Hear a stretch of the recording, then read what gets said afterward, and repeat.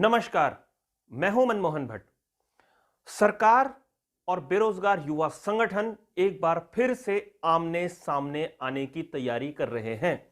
जहां बेरोजगार युवा संगठन फिर से सड़कों पर उतरकर अपनी ताकत दिखाने की तैयारी कर रहा है, वहीं प्रशासन या कह लीजिए कि सरकार इस आंदोलन को कुचलने की तैयारी अभी से शुरू करने जा रही है।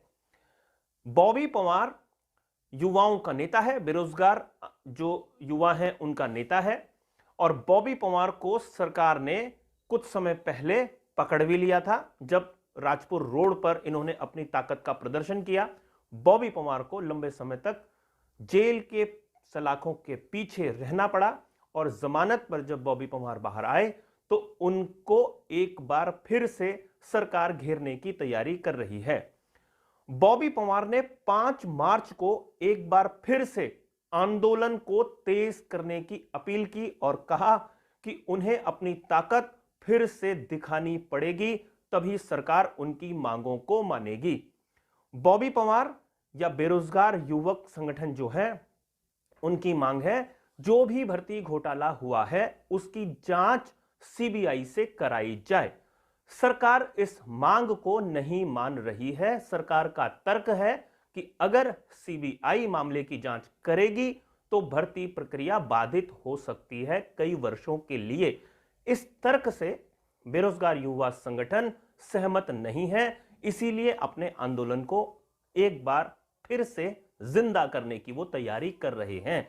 सत्याग्रह तो ये युवक लगातार कर ही रहे हैं, शांतिपूर्वक धरना दे रहे हैं। बॉबी पवार और उनके समर्थकों ने ऐलान किया है कि हिंसा के वो पहले भी खिलाफ थे और अभी भी जो प्रदर्शन वो करना चाहते हैं उसमें हिंसा उनका मकसद नहीं है। लेकिन इस बीच बॉबी पवार की अपील के बाद प्रशासन ने बॉबी पवार को नोटिस थमा दिया है और कहा है कि वो जमानत पर रिहा हुए हैं। कुछ शर्तें इस जमानत में रखी गई थी, अगर वो एक बार फिर से आंदोलन करते हैं तो जमानत की शर्तों का उल्लंघन होगा, इसलिए उन्हें अभी से सतर्क हो जाना चाहिए। ये हिंट राज्य सरकार ने बेरोजगार युवकों को और बॉबी पवार को दे दी है। अब ये देखना काफी महत्वपूर्ण है कि आने वाले कुछ दिनों में बेरोजगार युवा संगठन क्या रणनीति अपनाते हैं और राज्य सरकार इनको नियंत्रित करने के लिए किस तरीके के रणनीति को अंजाम देती है।